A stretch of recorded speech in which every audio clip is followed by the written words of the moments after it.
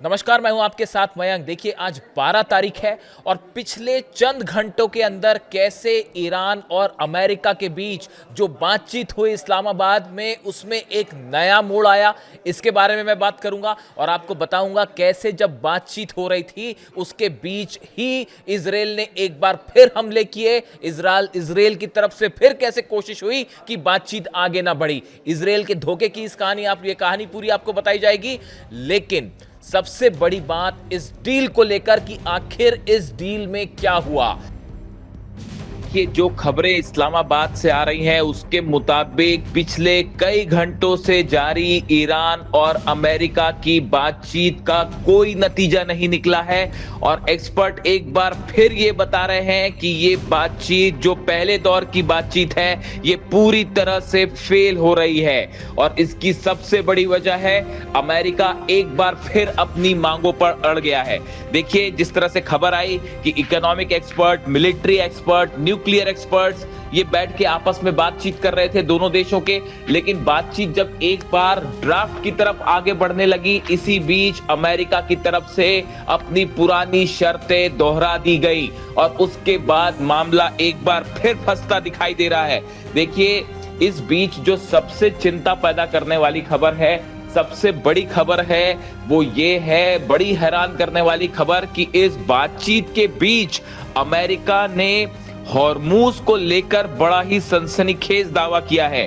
America का कहना यह है कि उसके दो जंगी जहाज यूएसएस माइकल मर्फी और यूएसएस फ्रैंकी पीटरसन, इन्होंने हॉर्मूज को पार कर लिया है। यह बयान सेंटकॉम की तरफ से आया है।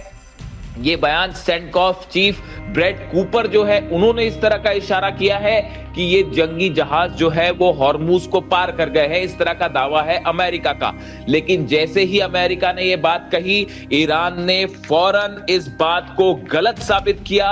ईरान की तरफ से कहा गया कि दो जहाज हॉर्मूज की तरफ बढ़े थे, लेकिन ईरान की सेना ने उन्हें खदेड़ दिया है। जी हां, ईरान की सेना की वार्निंग के बाद दोनों जहाज करके वापस लौट गए। यूएई से ये जहाज रवाना हुए थे। यानी देखिए, एक बार फिर इसमें जो है यूएई का एंगल बेहद अहम। और अब जो दावे ईरान की तरफ से हैं कि हॉर्मूज में माइंस बिछी हुई हैं और यहां परिंदा भी पर नहीं मार सकता।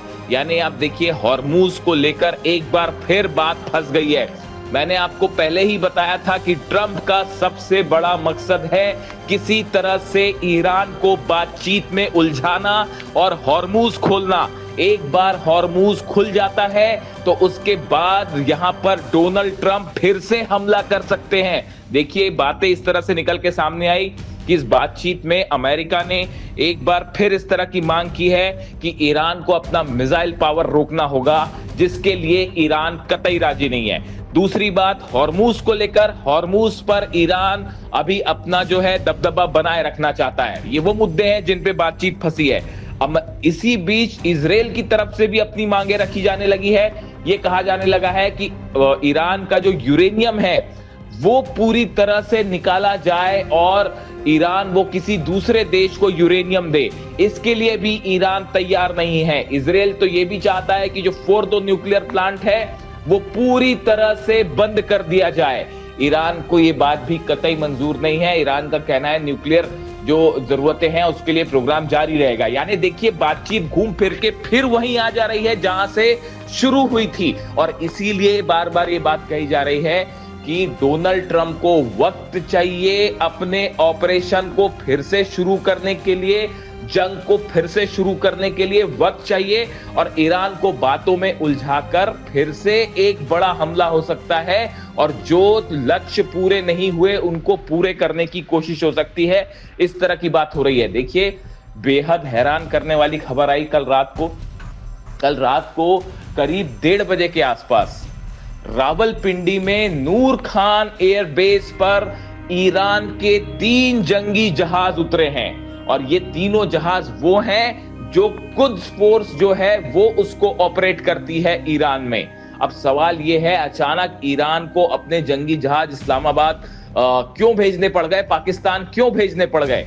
देखिए, इसकी बड़ी वजह मानी जा रही है। देखिए, एक बात तो ये निकल के सामने आई कि क्या किसी तरह के एक्सपर्ट्स और आए हैं जो कि इस बातचीत में अपना योगदान देंगे, या फिर कोई और वजह है? क्या किसी तरह की सुरक्षा इसकी बड़ी वजह है? कल देर रात अचानक ये खबर फैल गई, इस तरह की बातें सोशल मीडिया पर फैल गई कि जो डेलीगेशन ईरान का बातचीत करने आया है, जो विदेश मंत्री आए हैं अब्बास अरागची साहब, संसद के अध्यक्ष आए हैं खलीबाफ, और इनके साथ जो डेलीगेशन आया है उनको निशाना बनाया जा सकता है अगर बातचीत फेल हो गई तो। इस तरह की खबरें अचानक से फैलने लगी थी, जिसके बदले ईरान की तरफ से ईरान के जो विदेश मंत्रालय के प्रवक्ता हैं उनको अपना बयान जारी करना पड़ा, और उन्होंने कहा इस तरह की किसी भी हरकत को बिल्कुल भी स्वीकार नहीं किया जाएगा और ये एक आतंकवाद की तरह है। और उन्होंने जो है इसका, अगर ईरान के विदेश मंत्रालय के प्रवक्ता को इस पर जवाब देना पड़ जाए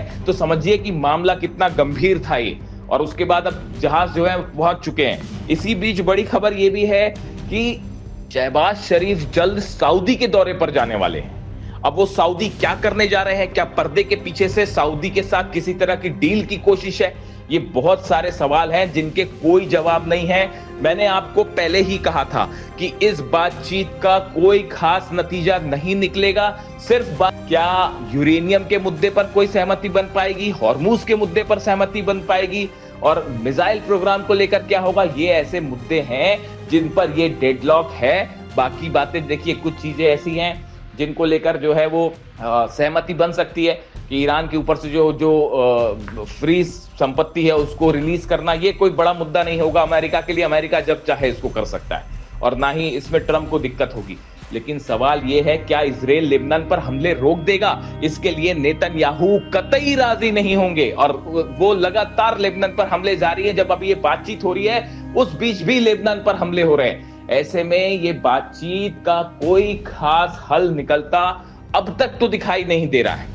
देखिए, मेरा मानना यह है कि इस बातचीत में अगर ईरान ने स्ट्रेट ऑफ हॉर्मूज को खोल दिया तो उसके बाद इस पूरे मामले में एक बड़ा मोड़ आ सकता है और ईरान को घेरने की कोशिश हो सकती है। देखिए, जब तक स्ट्रेट ऑफ हॉर्मूज पर पूरी तरह से ईरान का कब्जा है तब तक ना अमेरिका ईरान का कुछ बिगाड़ सकता है, ना इजराइल ईरान का कुछ बिगाड़ सकता है। अब हालात ये हैं कि पूरी दुनिया की अर्थव्यवस्था फंसी हुई है और वो इस वक्त ईरान के हाथ में है और इसीलिए छटपटा रहे हैं डोनाल्ड ट्रंप। आप देखिए, पूरी बातचीत के बीच डोनाल्ड ट्रंप के जो बयान आ रहे हैं, बेहद शर्मनाक बयान। कभी वो कहते हैं कि ईरानी सिर्फ इसलिए जिंदा हैं क्योंकि उन्हें बातचीत करनी है, कभी वो ये कहते हैं कि ईरान एक फेल देश है, कभी ईरान की शर्तों पर वो भड़क जाते हैं। बातचीत के बीच डोनाल्ड ट्रंप के ये बयान, क्या ये दबाव बनाने की कोशिश है या फिर इस ओर इशारा है कि ये मामला किसी धोखे के आगे कुछ नहीं है, ये मामला फिर एक बार जंग की तरफ जाएगा? और इस बात को ईरान अच्छी तरह से समझता है, ईरान का विदेश मंत्रालय समझता है, ईरान की सेना तैयार है। देखिए, जैसी खबरें ईरान से आई हैं, मुस्तफा खामेनी ने, ईरान के सुप्रीम लीडर ने बड़े आदेश दे दिए हैं अपनी सेना को कि किसी भी नए हमले के लिए पूरी तरह से तैयार रहें। किसी भी क्षण एक बार फिर हमले शुरू हो सकते हैं। इस तरह की कोशिशें जो है हो सकती है कि फिर से ईरान को टारगेट किया जाए। इसके लिए लगातार मिसाइल लॉन्चर्स फिर से तैयार किए जा रहे हैं जो तबाह हुए थे। बड़ी संख्या में सेना का हॉर्मूज की तरफ मूवमेंट देखा जा रहा है क्योंकि हॉर्मूज के रास्ते एक बार फिर किसी तरह का ऑपरेशन संभव है, ऐसा बताया जा रहा है। दूसरी तरफ देखिए, हिजबुल्लाह से भी बातचीत की कोशिशें हो रही है और बताया जा रहा है कि पाकिस्तान के कुछ अधिकारी जो हैं वो हिजबुल्लाह से बात कर रहे हैं कि किसी तरह से जो है वो सीज फायर किया जाए।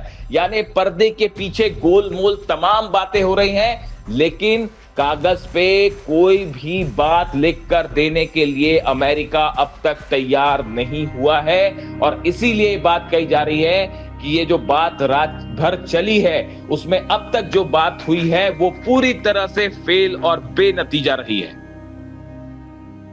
खबर है चाइना से, हालांकि खबर चीन के बारे में है लेकिन आई अमेरिका से है। CIA ने एक रिपोर्ट सौंपी है, ऐसा सूत्र बता रहे हैं। अमेरिका की खुफिया एजेंसी ने एक रिपोर्ट सौंपी है और जो कई अखबारों में है और उसमें यह दावा किया गया है कि चीन ने ईरान को आगाह किया है कि एक बार फिर ईरान पर बड़ा हमला हो सकता है और इसकी तैयारी में ईरान जुट चुका है। बात नंबर 1। बात नंबर 2 जो खबर आई है कि चीन ने अपनी मिसाइल्स ईरान भेजनी शुरू कर दी है। दूसरी बड़ी बात, तीसरी बड़ी बात, ईरान को अपना डिफेंस सिस्टम देने की तैयारी में जुटा हुआ है ईरान। तीसरी बड़ी बात, चीन ने ईरान के लिए अपना मिसाइल डिफेंस सिस्टम एक बार फिर भेज दिया है, रवाना कर दिया है।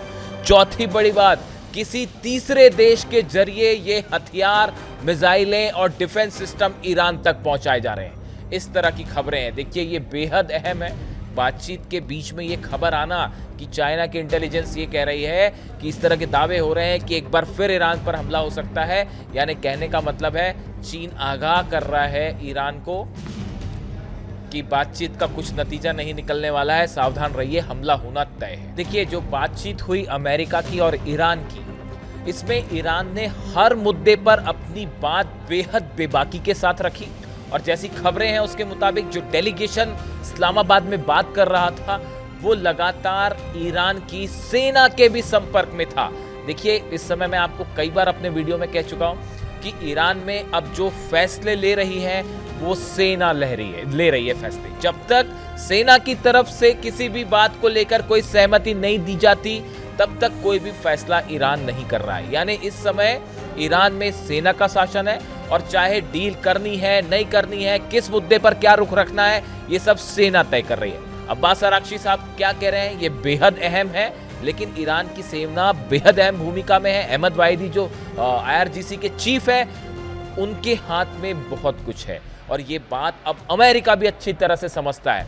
और मुश्तबा खामेनी और ईरान की सेना, देखिए इनके बीच में बहुत अच्छा समन्वय है, काफ़ी समय से है। मुश्तबा खामेनी जो है वो सेना की पहली पसंद रहे हैं। खामेनी साहब के निधन के बाद, उनके असैसिनेशन के बाद जो है मुश्तबा खामेनी जो है सेना के ही पहली पसंद है। इसी वजह से बताया जा रहा है कि अब मुश्तबा खामेनी जो है वो बड़े फैसले ले रहे हैं और सेना के जरिए ही ये बातें अपने डेलीगेशंस तक आगे बढ़ाई जा रही हैं कि क्या फैसला लेना है। इस सूरत में अगले चंद दिनों में ये जो तमाम बातचीत होती है या तमाम मुद्दे सामने आए हैं, इस पे क्या रुख होगा ईरान का, अब ये ईरान की सेना तय करेगी और ईरान की सेना का रुख ही ये तय करेगा कि मिडिल ईस्ट में हालात कैसे होने जा रहे हैं। इससे जुड़ा जो भी अपडेट होगा आप तक पहुंचाऊंगा। Thank you so much.